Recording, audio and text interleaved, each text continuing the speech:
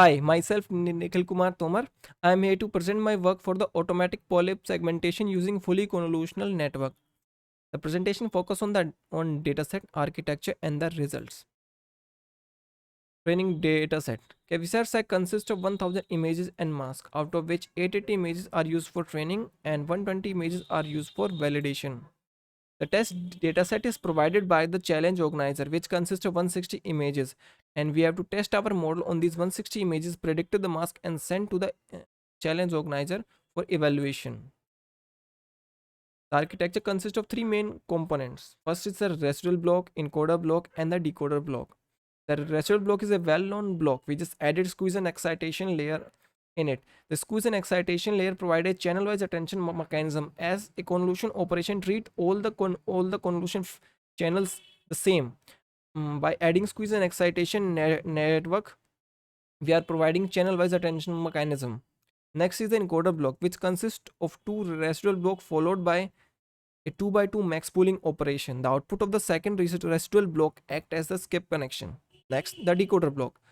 The decoder block start with a 4 by 4 transpose convolution. After that, the upscaled feature map is concatenated with the feature from the encoder block through skip connections. After that, it is followed by two residual block. The proposed architecture is an encoder decoder based architecture, which consists of 4 encoder block and 4 decoder block with skip connections. At the end of the decoder, we concatenated the feature maps.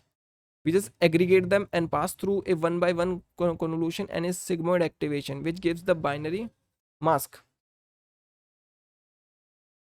We tested the dataset on the Cavisar validation, and the result for the unseen dataset is sent by the organizer, where we have on the Cavisar seg validation dataset, we have achieved a mean IO of 0.7565, dice of 8411, recall 8643, precision of 8680, accuracy of 9532, f2 of 0.8461. For the unseen dataset, we have a mean IO of 0.6847, dice coefficient of 7801, recall 0.8077, precision of 0.8126, accuracy of 0.9404, and a f2 score of 0.7854, and we have achieved an fps of 0.80. From the result, we can say that we have achieved a decent result and a good fps. Future work. Some ideas for the future work. I would like to use a pre-trained network like MobileNet, EfficientNet as a pre-trained encoder.